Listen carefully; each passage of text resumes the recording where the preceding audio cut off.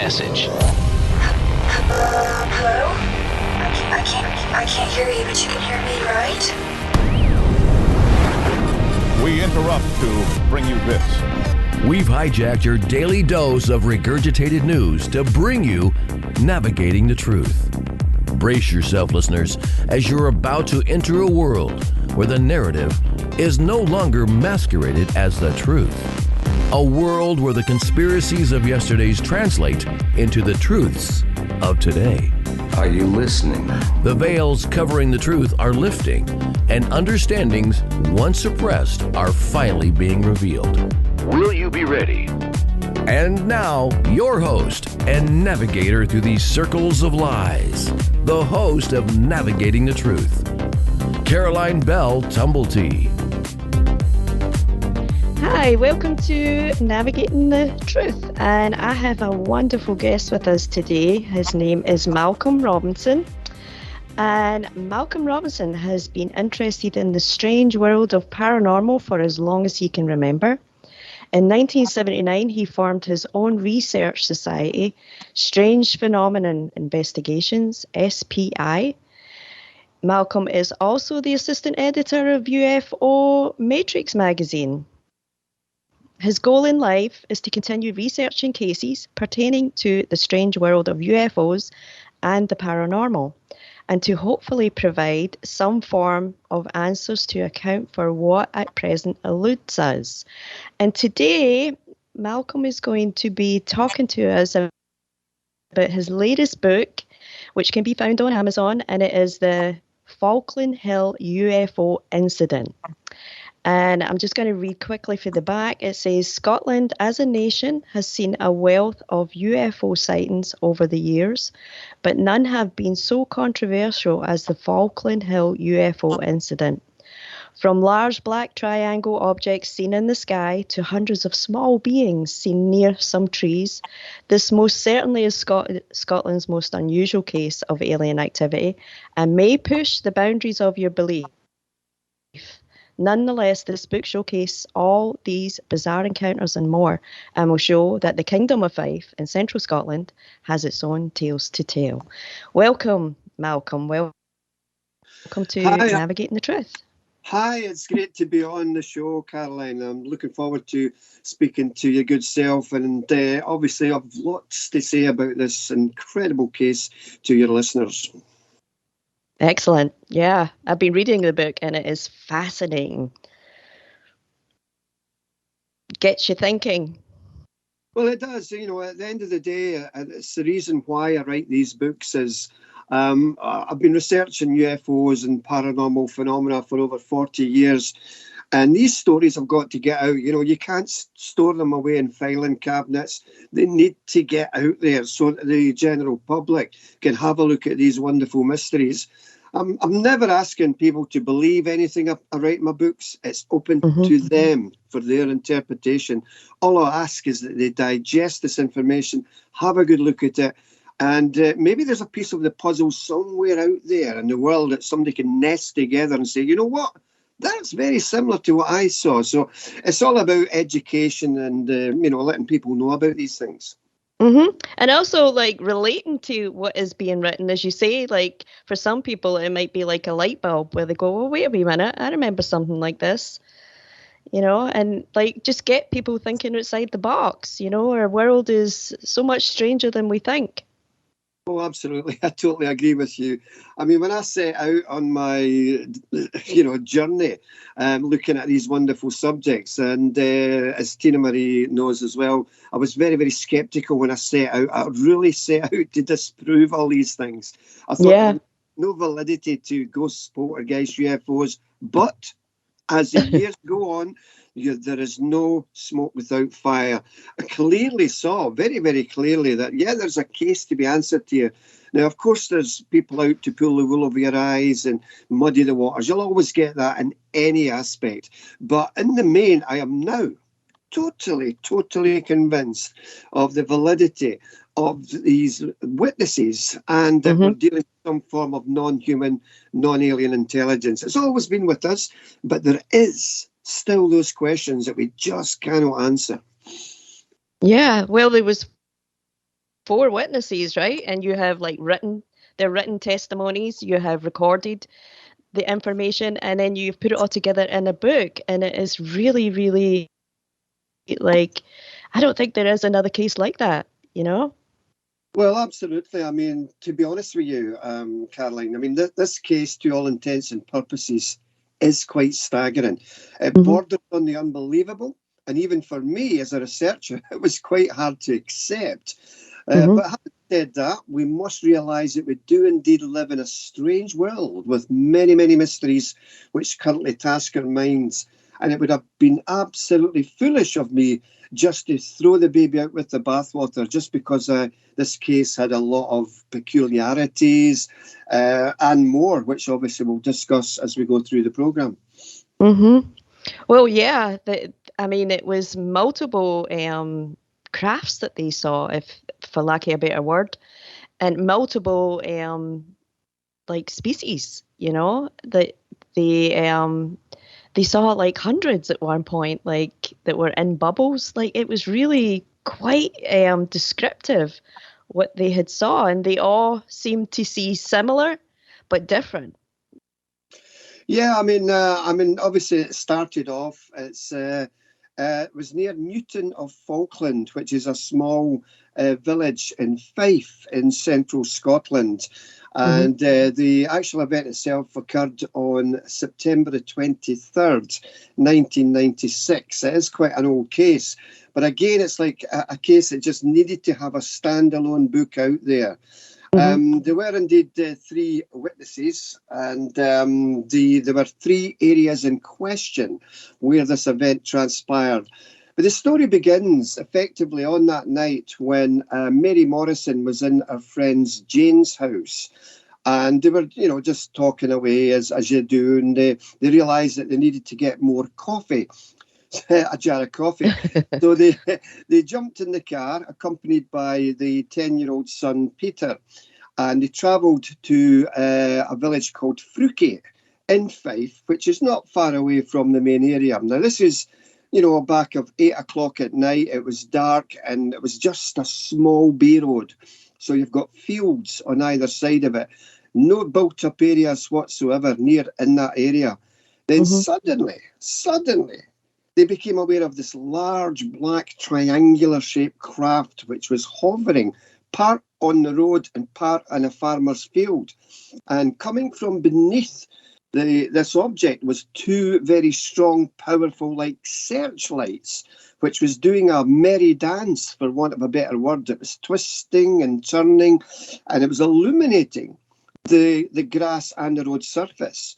So they stopped the car. They knew straight away that this wasn't a conventional helicopter or aircraft of any description.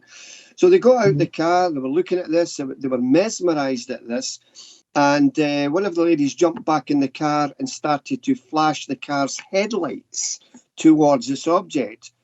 At this point, the object flashed its own lights towards the car, and then at that point, the object just tilted and screamed off into the sky and was gone. So what happened then was that the 2 ladies and the son went back in the car. They drove to the village of Fruquet. They bought the jar of coffee and they went back to Jane's home. Now, the Susan, who was Jane's daughter, they told her, "Oh, you'll never believe what we've just seen." And Susan laughed out loud. She says, "Oh, mother, come on. There are no such things as UFOs. Come on." And she says, "Okay, let's go out and see if we can still see it." So I forgot to mention, by the way, on the way back from that, getting the jar of coffee, the same or similar black triangular object flew across the car. It was so low that the little 10-year-old Peter, who was in the back seat, was crying his eyes out. He thought the car was going to crash. Anyway, the Susan came out with them and they turned off behind the village of Newton of Falkland, where there's a massive forest, big bank of trees, the farmer's field, a small stone wall. And then they saw this, in front of the trees was this like a blue mist, a very, very strong blue mist. And in front of this blue mist, and this is why it's so controversial. This is one of the aspects of it being controversial. Not one, not two, not 10, not 20. The witnesses said there were hundreds of small grey creatures. Now, what they were doing, Caroline, is they were bending down and lifting boxes or cylinders towards a larger structured object, which was nestling in the woods. And this sounds bizarre. And to the left and to the right of this amazing spectacle of all these little creatures were two very, very tall beings, very tall, as if they were like a foreman on a job, on a building site. And at one point, one of these large creatures bent his arm down to the grass, put the back of his hand on the grass. For what reason? Well, we don't know. There was also a bright ball of light, white ball of light, on the farmer's field as well. Above their heads were thousands of tiny star-like spectacles, sparkles, if you like. Now, these were not stars, Caroline, because obviously this was very low down, maybe about 2,000 feet above their head. And to the left, there's a big hill called Falkland Hill. Above that hill was like a orangey ball, which was like it was being squashed. And there was all these like black lines pervading all around about it. And the whole area was like static electricity. They lived there. They live in this area, so they know the area. And they couldn't believe what they were looking at. Now, as at this point, the events they got even stranger. As they're looking at this, coming across the farmer's field was these large, they were like soap bubbles, but if you can imagine a soap bubble being about 6 or 7 feet tall. Wow. And enclosed within these soap bubbles were one or two of these small grey beings, being as if they were being blown across the field. And at this point, Susan, who, was laughing about 10 minutes ago, she was sitting in the back seat of the car and she screamed out. She said that there's a being, some small creature standing outside the car looking in. And Jane, who was in the passenger seat, felt as if her head was being pushed downwards into her lap. And at that point, a terrific explosion of blue light hit behind the car, illuminating the whole spectacle.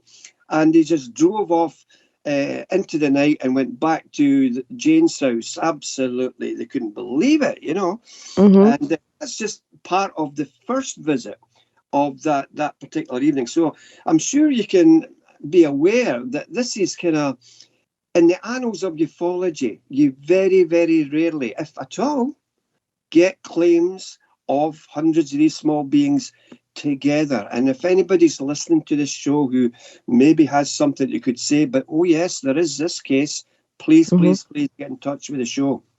Yeah, definitely. Also, the little stars, like, I don't know about you, Malcolm, but some of the old folk stories have like accounts, like some of the fairy tales around Scotland have accounts of little lights like stars. For some reason, that came into my mind as you were describing it there. Yeah, I mean, that's right. In the annals of Scottish folklore, you do get these wee kind of fairy lights, etc., and that as well.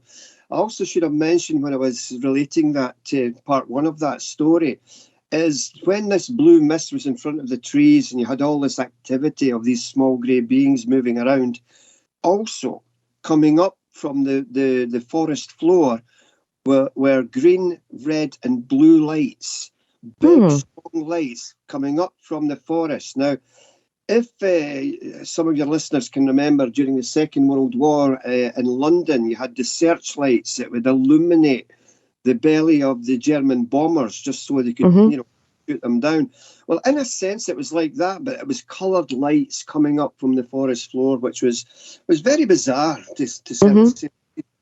And also, it's fair to say that Mary stayed in this farmhouse. Now, we visited there, and she was telling us that the farmhouse is haunted. Now, they also have a cat, and the cat's got a water bowl. And one morning, they were sitting at breakfast, and they heard the displacement of the water, and they thought it was the cat, licking up the water from the water bowl. They looked down, nobody was there. The water was being raised up, displaced, but nobody was there, and that was for them as well, Oh yeah, that's a lot of paranormal activity that is going on around there. Well, yeah, I mean, and what we had to do as well, Caroline, it's like any investigation. As a research body, we have to check to see if there were any possible alternatives, could maybe have been aircraft activity. So you check with the airports, Glasgow, Edinburgh, Cumbernauld, Aberdeen. You also go down to London as well to see if they had any flights operating up over Scotland, just to see if perhaps they were misconstrued and they were looking at aircraft, etc. I know that sounds ridiculous, but we have to do that. Oh, yeah. And we have to check with the police as well to see if any members of the public had reported anything strange in that area. We check with the meteorological stations to see if there were any release of weather balloons. We check with the Ministry of Defence to see if perhaps there were any air exercises ongoing in that area. All those lines of inquiries turned up nothing. Nothing was in the air. We did learn that there were some kind of military jets in the area that same night, but that said, these things move at a terrific speed. They're not triangular, they're not hovering above fields. So yeah, it was quite bizarre to say the least. Wow, so much. The fact that they kept going back, and they were seeing more and more. Like it was just like a great event that happened. Yeah, that's right. I mean, some people would say enough's enough, after that first visit. Like the human nature is, people are very intrigued by mysteries, and they decided that they had to go back out. And they went out a further 2 times to different areas, and there was strange activity ongoing there as well. And they saw these small grey creatures. But I'm really intrigued to find out from any listener to the show if they're aware of any of these small beings in what could be described like a soap bubble. Because again, that's what makes this case so bizarre and so controversial. But also some of the other aspects which makes this case controversial is there was one occasion when Mary Morrison, who was one of the witnesses in this case, she was running a bath for her son, Peter, and he was upstairs, and Mary was on the phone, and she's on the phone talking away, and then suddenly she hears, Mom, come quick, Mom. So she threw the phone down, bounded up the stairs, burst into the bathroom, and her son was standing there. He's crying his eyes out. She said, what's the matter? And he said there was a small grey being just suddenly appeared in the bathroom. He was grey, white, translucent, pear-shaped head, black inky almond-shaped eyes. But here's another difference. This wee fella had sharp, jagged teeth. Now, many people, listening to this show will know that 9 times, if not 10 times out of 10, you don't get that. It's just like a small slit in this creature's head. But this little boy said he saw these jagged teeth. Now, another aspect of that, Caroline, was on another occasion, the little boy is 10 years of age. He had a friend over to play in his bedroom. They were playing with their toy cars. And this other kid, who was round about the same age, 9 or 10 years of age, he looked out the farmhouse window and he said to David, what's that? And he looked out and he saw this small white creature free floating outside the window, maybe 2-3 foot outside the window. Now, this creature wasn't standing on any other ledge. He wasn't on a shed or any outbuildings or anything like that. He was just completely in midair. And then suddenly he just rose up and went up into the sky and was gone in seconds. Then another occasion, now this is after, obviously what I'm saying now is this is after the main actual night. There was so much activity pervaded that whole area over the course of the next following weeks. And Wow. Mary herself was in her bedroom window, and it was a lovely, lovely night, starry night, not a cloud in the sky. Darkness prevailed over the whole landscape. And her farmhouse is at the top rise of a hill, so it's got a big, commanding, sloping field in front of the house of the Forth Valley.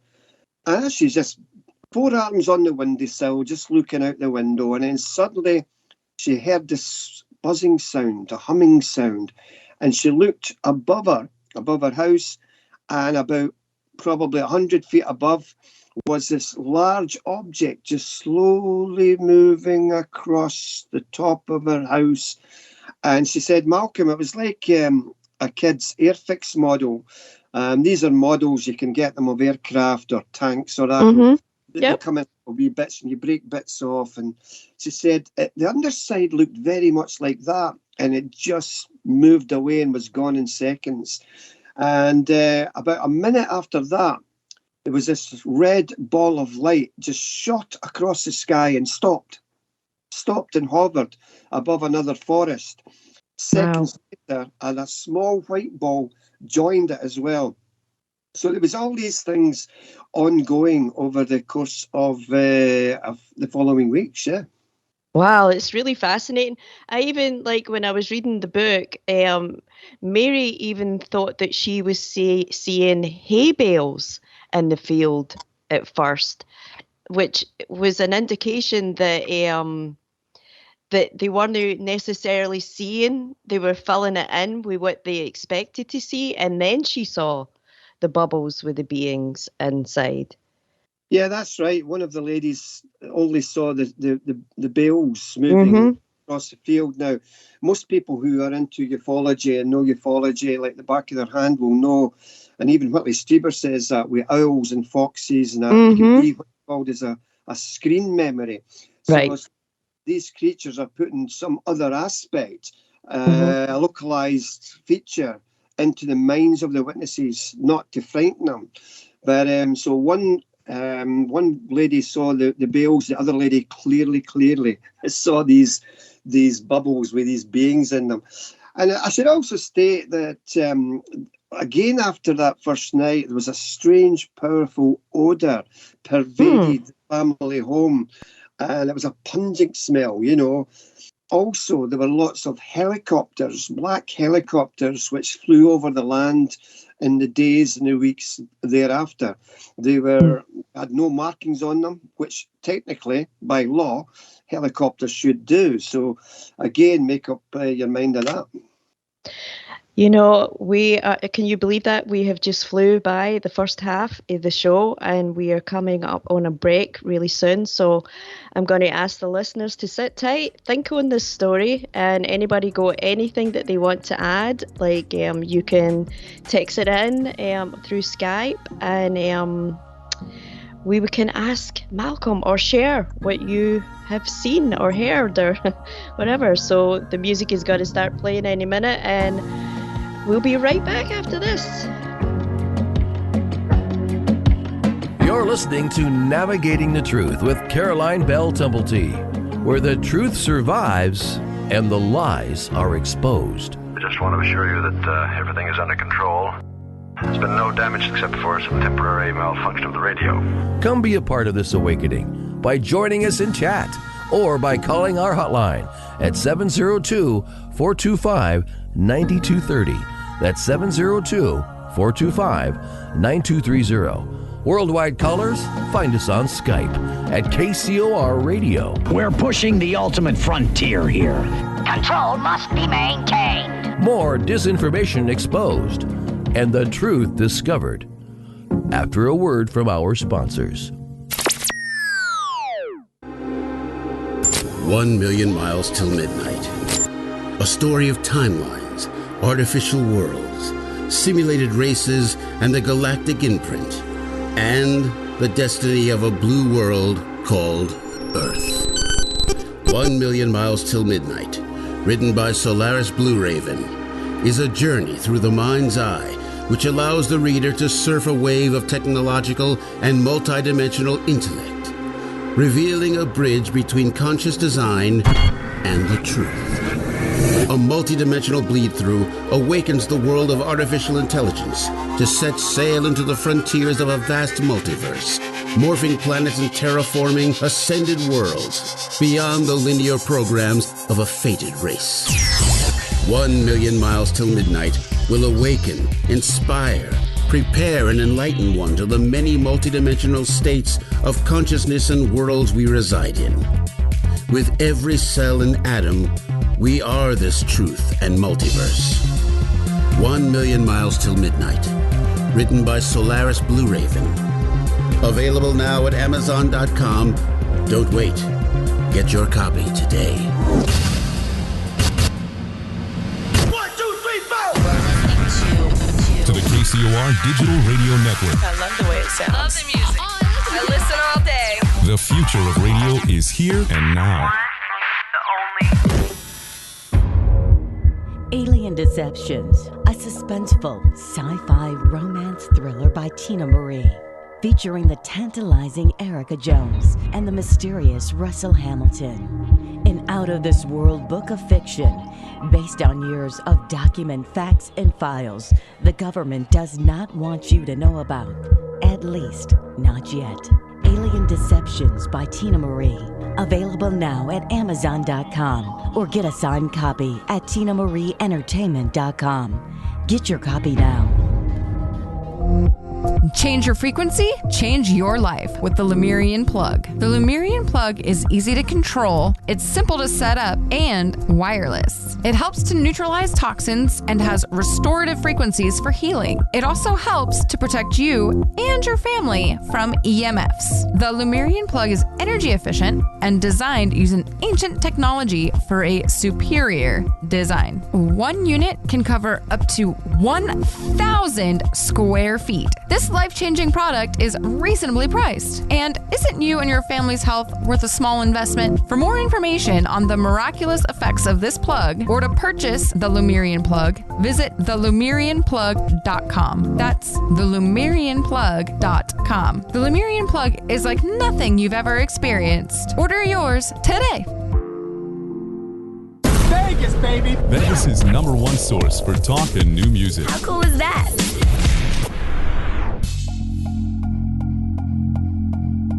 Going live in 3, 2, 1.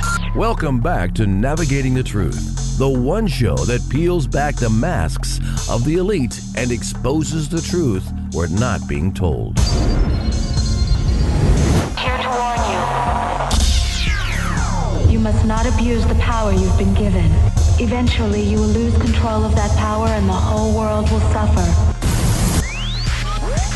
Come partake in the awakening by calling the show at 702-425-9230. That's 702-425-9230. Give us a call now. Those around the world, connect with us on Skype at KCOR Radio. Follow us on Twitter at KCOR Radio or use hashtag KCOR.